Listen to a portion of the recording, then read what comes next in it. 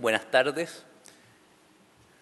Muchas gracias al señor decano por sus afectuosas palabras cuando nos presentó.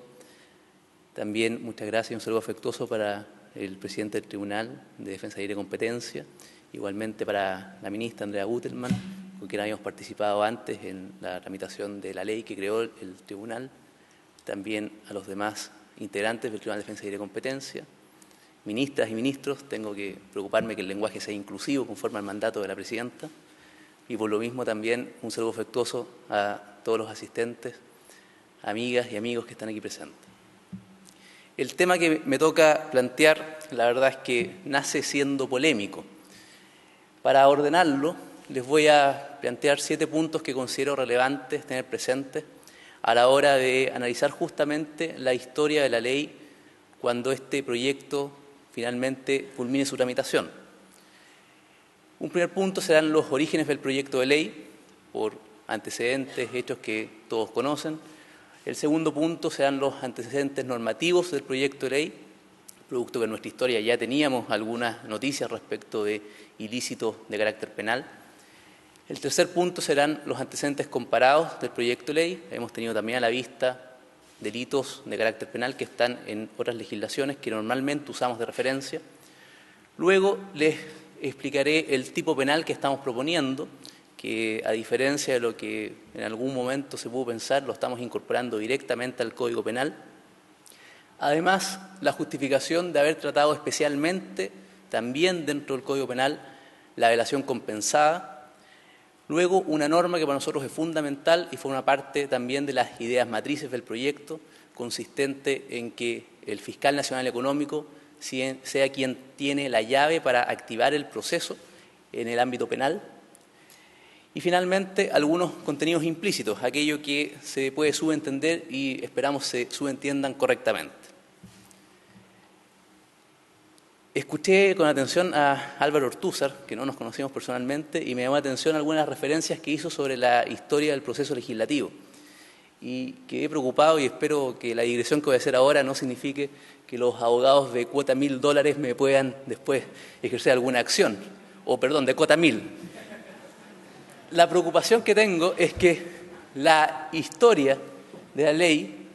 lleva 3 años de tramitación en el Congreso y particularmente cuando se suscita el caso farmacias,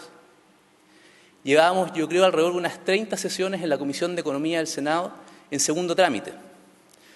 Por lo tanto, el debate había sido bastante extenso y con participación de todos los sectores. Estoy viendo ahí en el público a Domingo Valdés, con quien tuvimos reuniones, más de alguna reunión, planteando justamente las preocupaciones del Colegio de Abogados. También el senador Noboa, el senador Vázquez, plantearon bastantes problemas en términos de lo que era la idea original del Ejecutivo y eso gatilló una discusión que se enriqueció y que dio lugar a un proyecto de ley que consideramos adecuado para su eficacia justamente. Pero tomo que los comentarios, más que críticas, en realidad son algunas advertencias y el tribunal verá cómo las aborda el día que tenga que resolver y quizás se puede anticipar a lo que sería un recurso planteado por Álvaro. Pero en fin, esos temas también son especulativos. Ahora, el proyecto surge, la verdad, a los pocos días en que se conoció el caso Farmacia. Ahí tienen la fecha, el 23 de marzo. Este acuerdo de conciliación se presentó al tribunal y el día 25 la verdad es que ya comenzó a ser noticia pública. Y el día 26 el ministro José Antonio Veragallo planteó que se iba a analizar la pertinencia de estudiar este tipo penal, de evaluarlo, y desde ese momento también preocupado sobre cómo se iba a compatibilizar la acción del fiscal nacional económico con el Ministerio Público. Un tema no trivial y que veremos cómo lo desarrollamos después. Ahora, esa reacción permitió impulsar la tramitación final del proyecto. Nos quedaba prácticamente una sesión en la Comisión de Economía y luego pasamos a la Comisión de Hacienda, que suele ver los proyectos en temas exclusivamente financieros,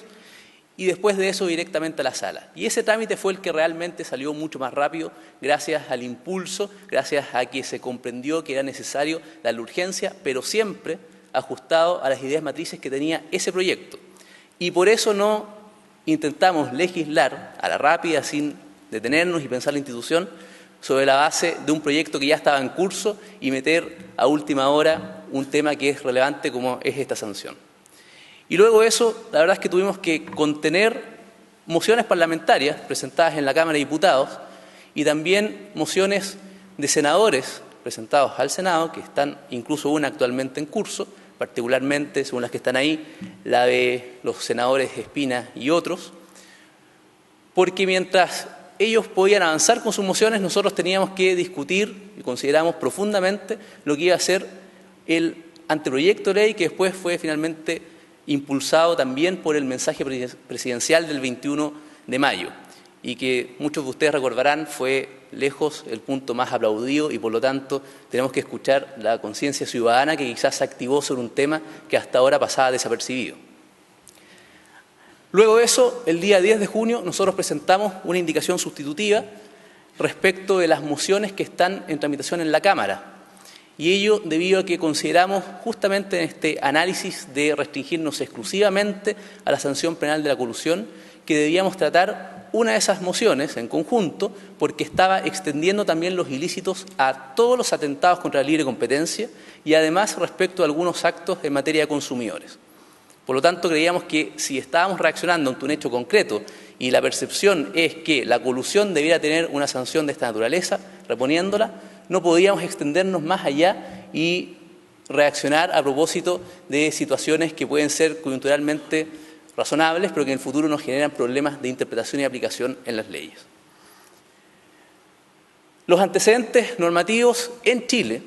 nos dan cuenta que nosotros teníamos en la primera ley de libre competencia, en 1959, un tipo penal, que ahí está contenido,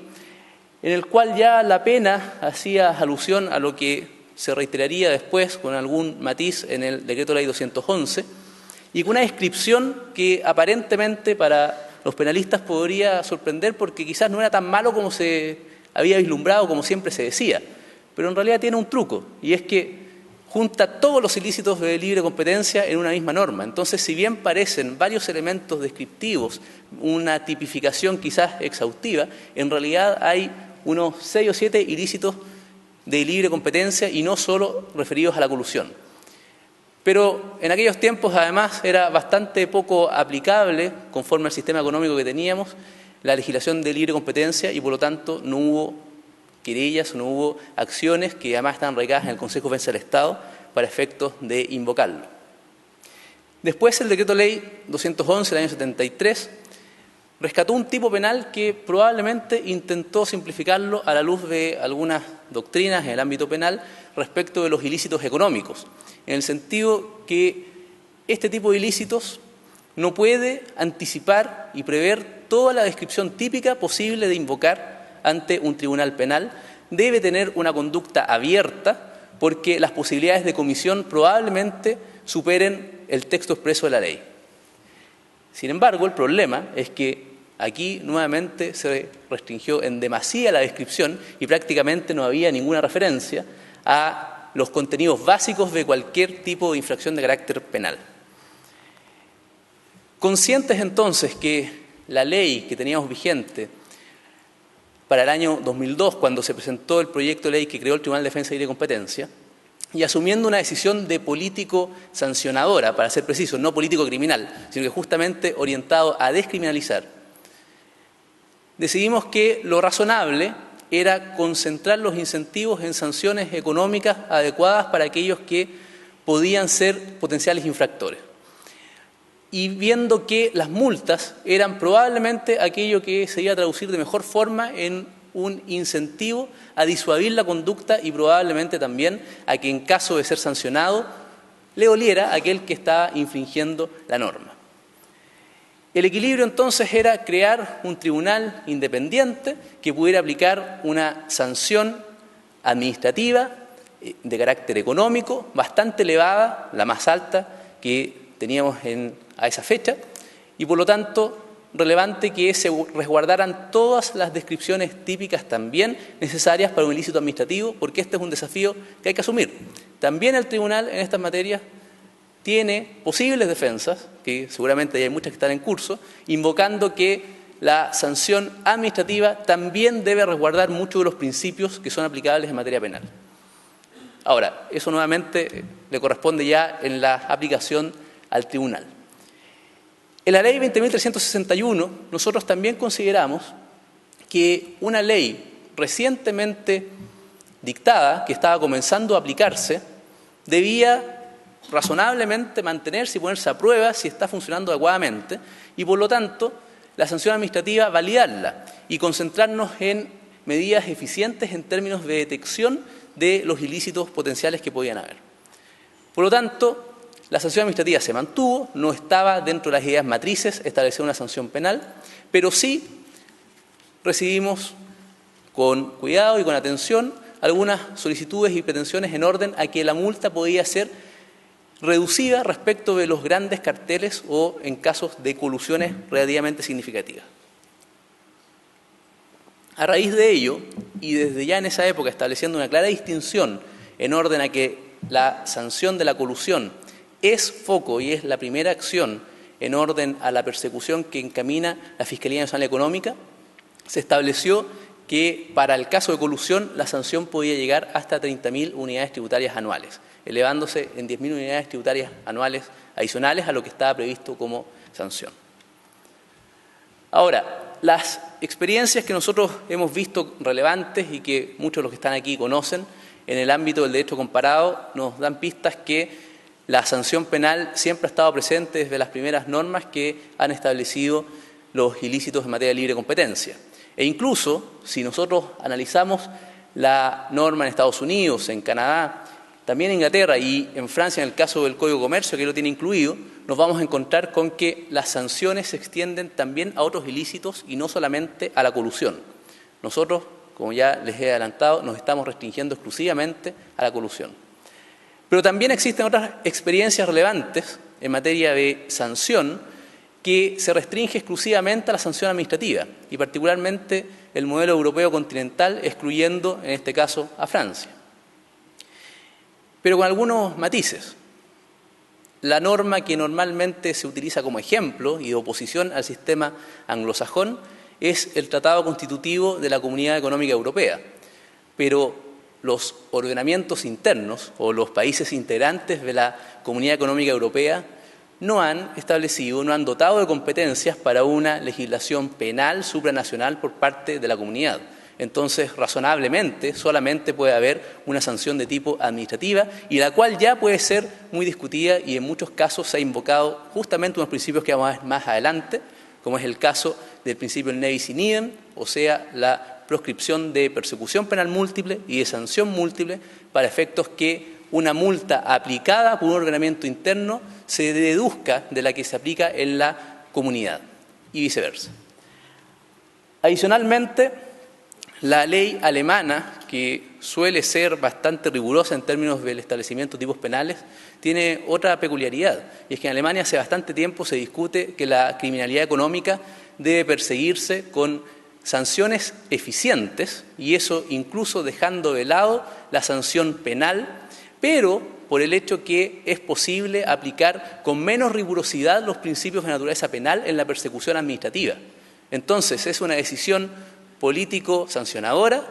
orientada a la eficiencia y, por lo tanto, relajando en cierta medida la aplicación de principios penales. En cuanto al proyecto de ley, el contenido esencial, nosotros nos demoramos alrededor de 3 meses en presentar este proyecto y que, sin embargo, tiene solamente 3 artículos. Pero esos 3 artículos, créame,